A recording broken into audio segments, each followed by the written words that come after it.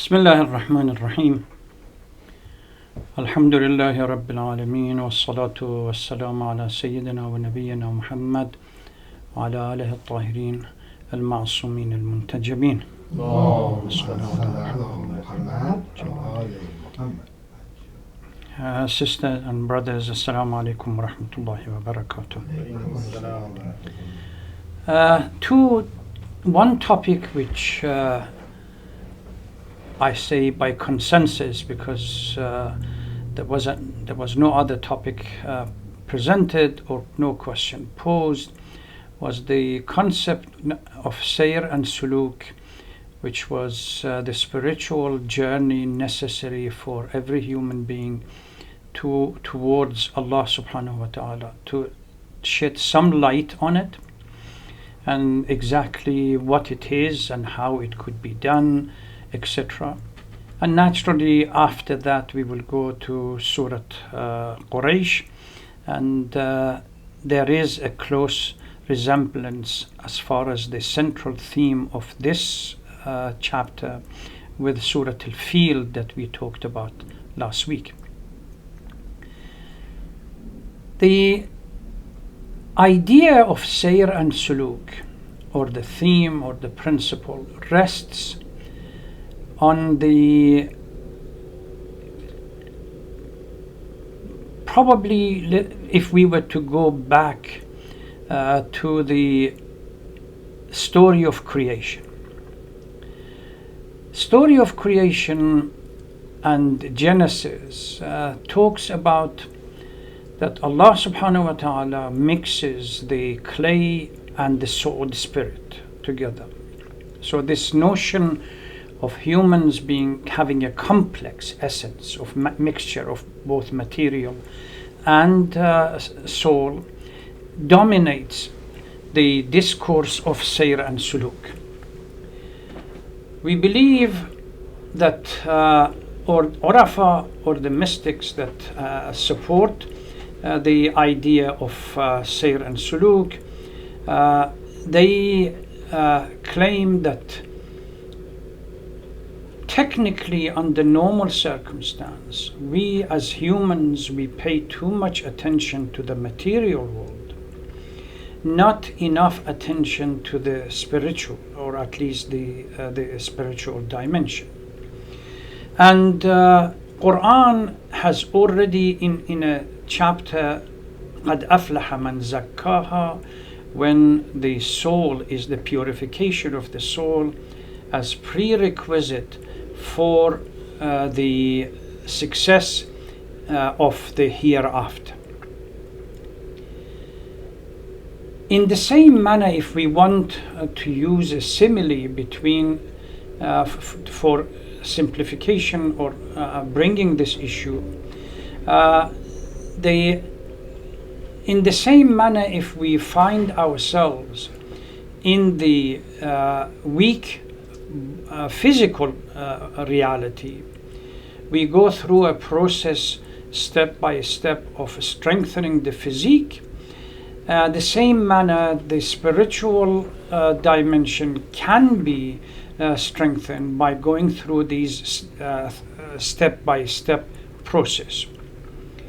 Urafa, they assert or they maintain that from the lowest level, which we say nafs al-ammara, until the highest level, which one reaches the position of being an abd, a servant of Allah, and in a state of presence of Allah all the time.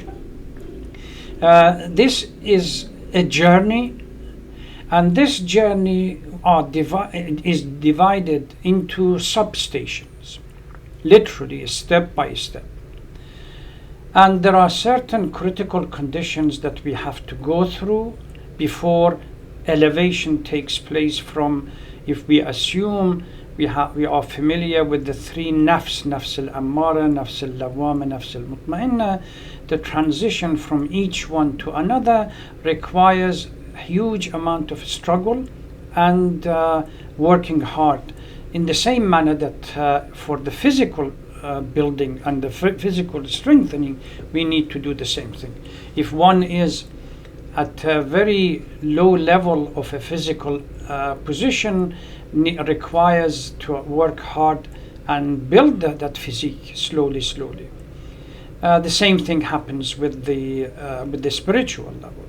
So the spiritual path, starting from Nafs al-Ammara until the final level of the presence of Allah subhanahu wa ta'ala, and some people they use, by the way, if you look at various literature, various definitions are given: annihilation of the nafs, annihilation of the soul, etc., or being present in the as abd and the true servant of Allah, where God is all the time. These are they do exist in different literatures when we read. One thing I need to remind everyone, that Sayr and Suluk is not an epistemic approach, that you gain knowledge, you read few books, and you become slowly one of these, improve oneself in this position. It's a change of state.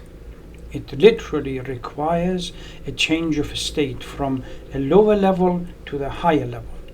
And for that to happen, there are a number of conditions that we really need to bear in mind.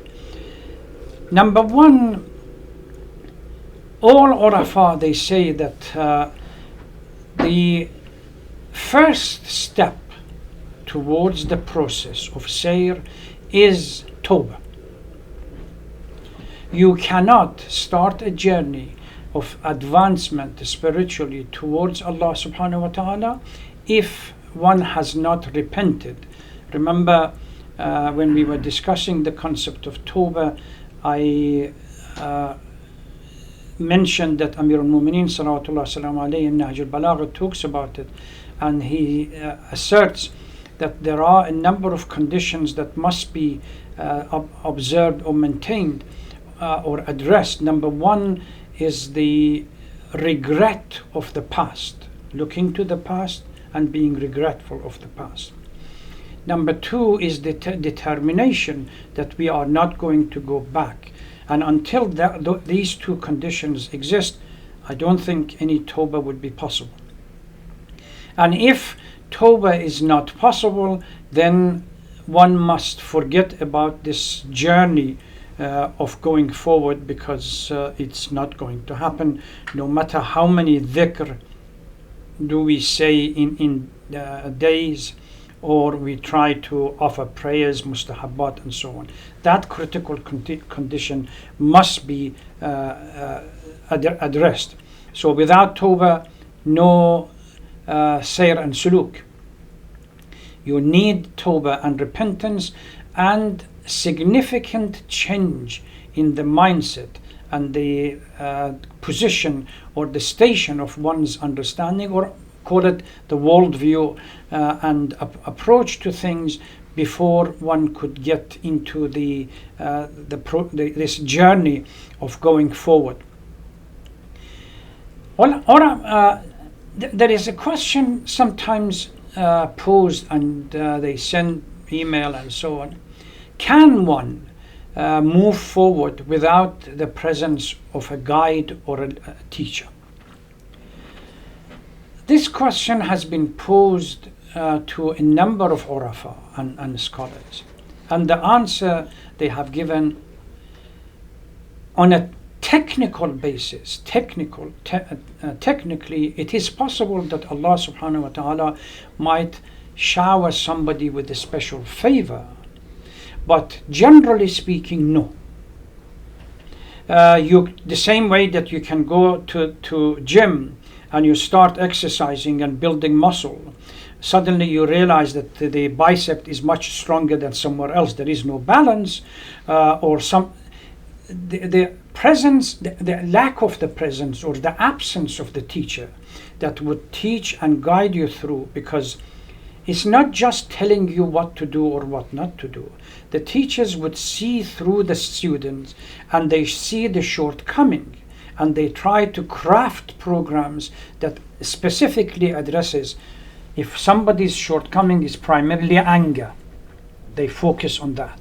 If somebody's shortcoming is ghiba, or backbiting or slander, they cannot habitually they do that, then the teachers would focus on that, etc., etc. So they say it is not possible. But on a technical basis, laws of probability, Allah subhanahu wa ta'ala might have a favor to a particular person. That's something. So the presence of a teacher is necessary.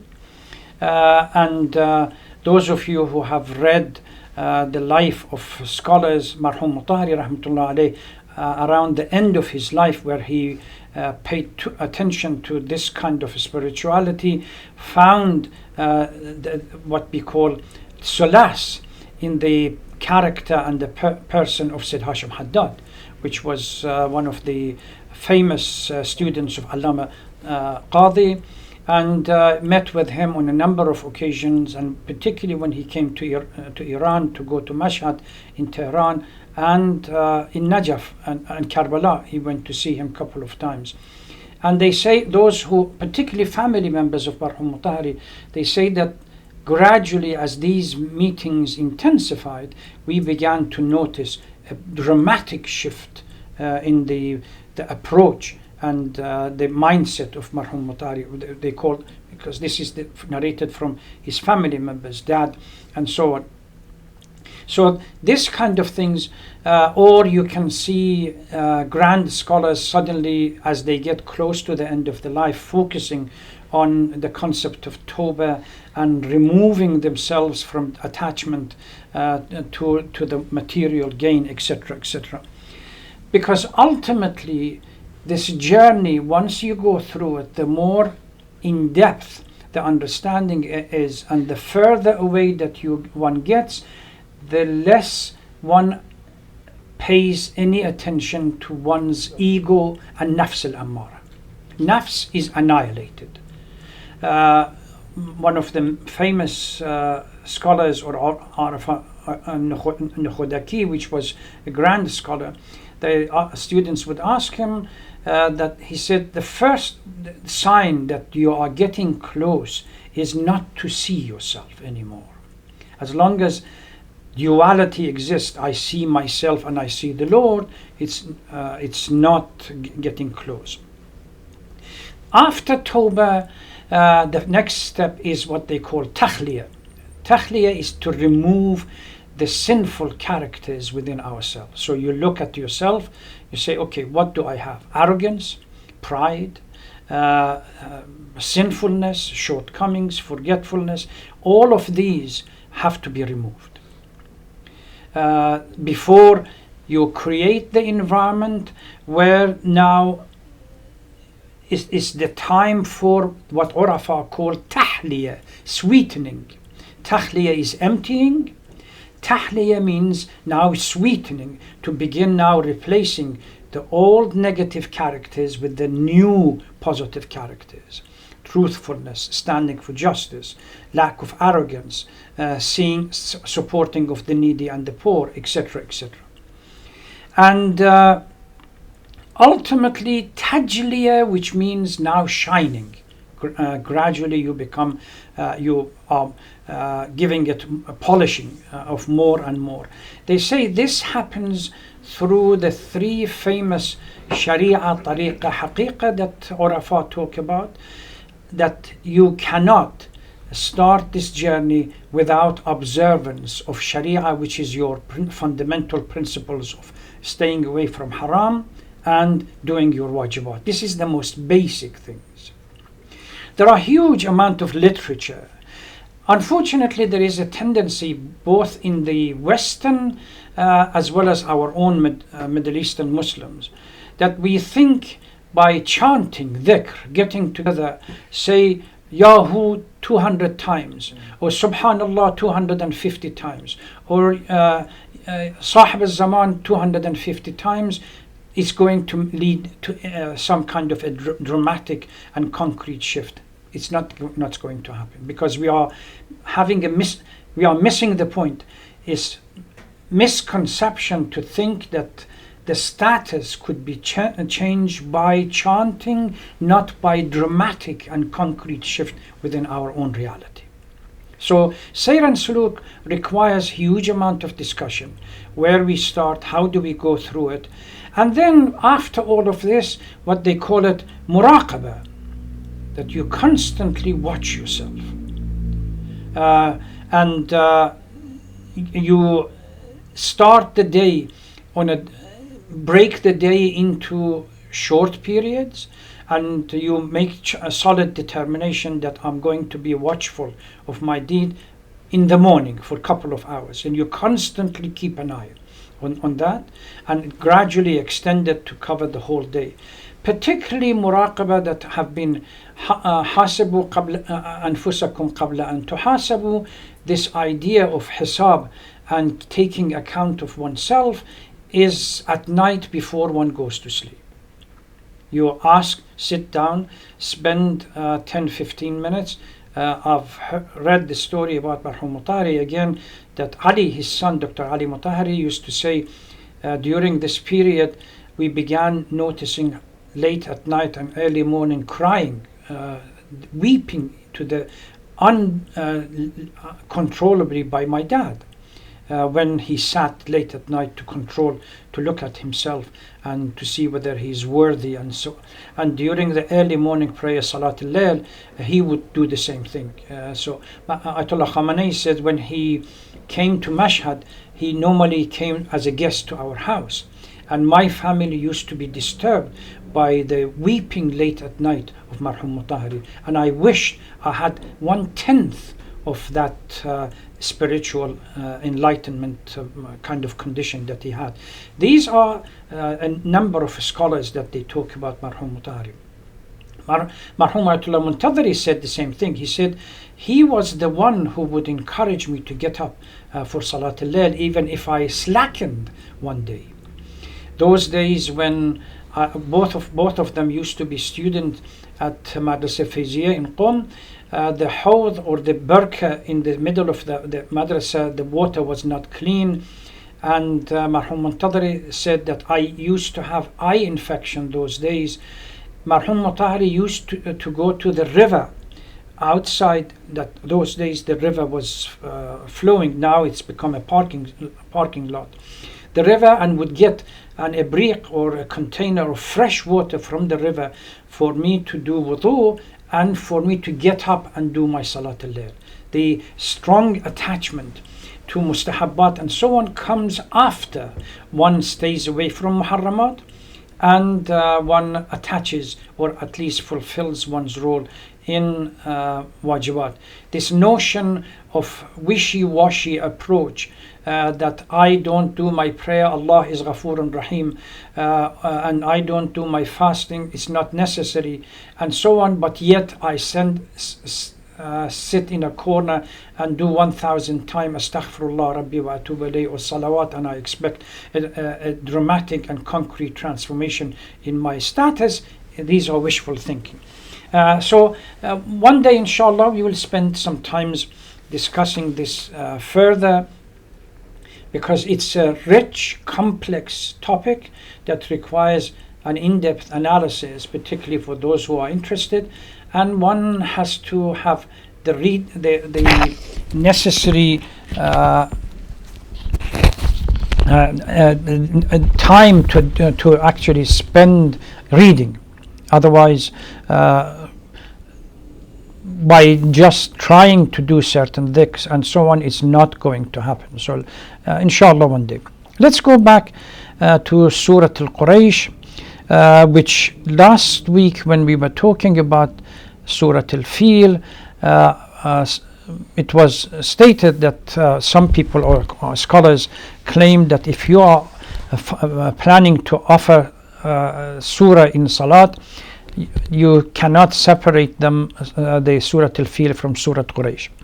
Technically, the theme of this surah is very close to the theme of Surah Al-Fil. In Surah Al-Fil, Allah subhanahu wa ta'ala reminds the Quraysh that the generation was still there, living, of a dramatic event that happened 40 years before in Mecca, which was the story of Abraha coming to Mecca to destroy Kaaba.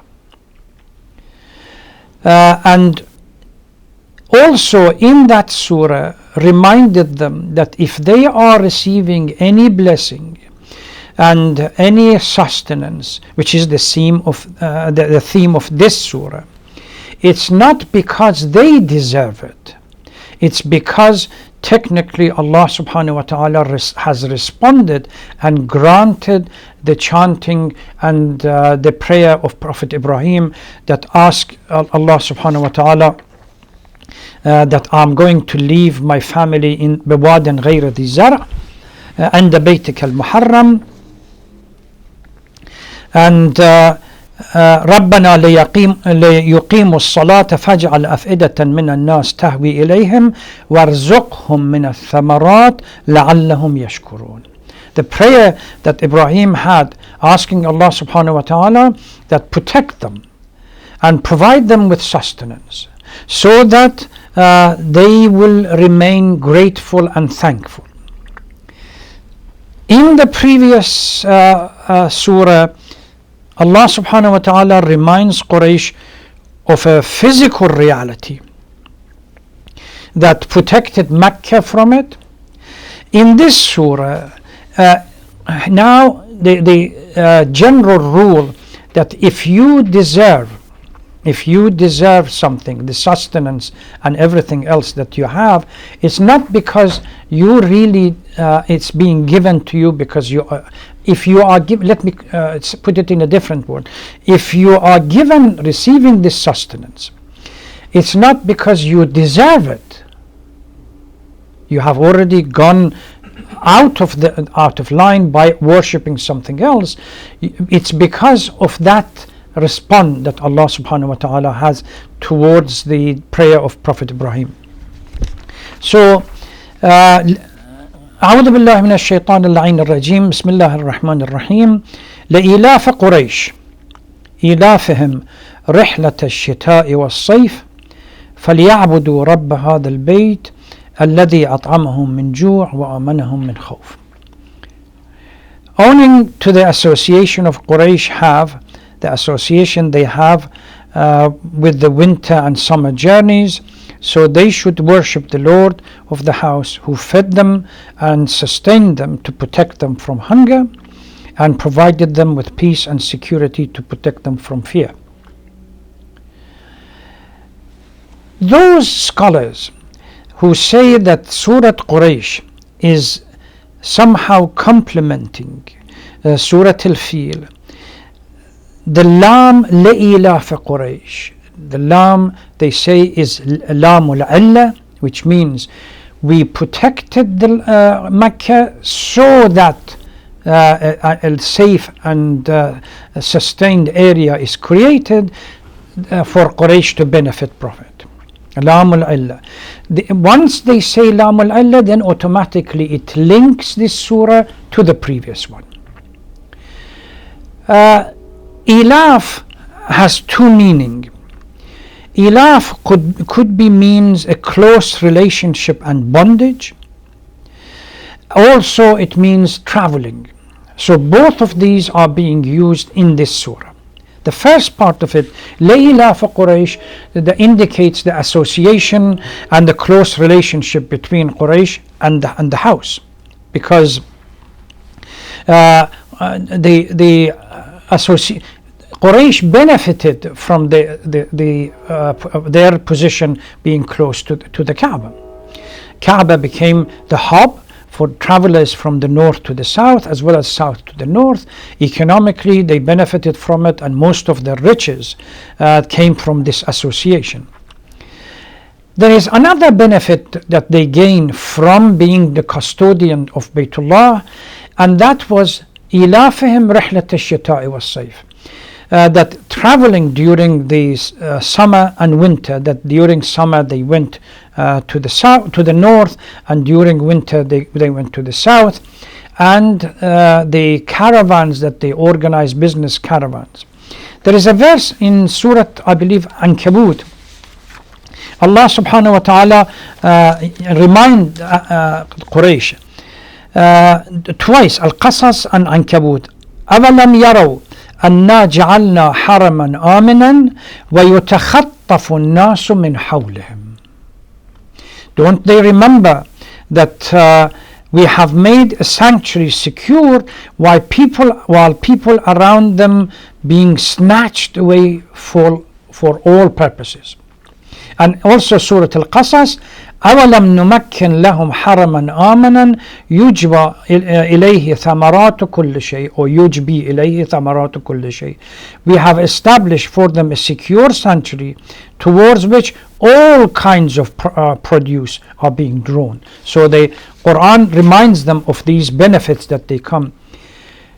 After the Amul Fil, and how Mecca was protected against Abraham, tribal leaders and the tribal positions that they have control over various areas, they bend over backwards, so to speak, to allow the Quraysh a safe journey, not to attack them as they pass through the tribal area.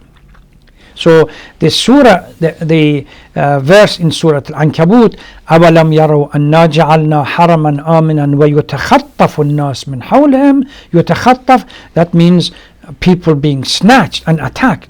While you as people, as Quraysh associated with Baytullah, you are given literally a red carpet to travel north and south without anybody attacking you. This part of it is what in the surah فَلْيَعْبُدُوا رَبَّ هَذَا الْبَيْتِ الَّذِي أَطْعَمَهُم مِّن جُوعٍ, the sustenance that came to Mecca, وَآمَنَهُم مِّن خَوْفٍ, there was no fear and total security that these people as Quraysh, Allah subhanahu wa ta'ala had granted them.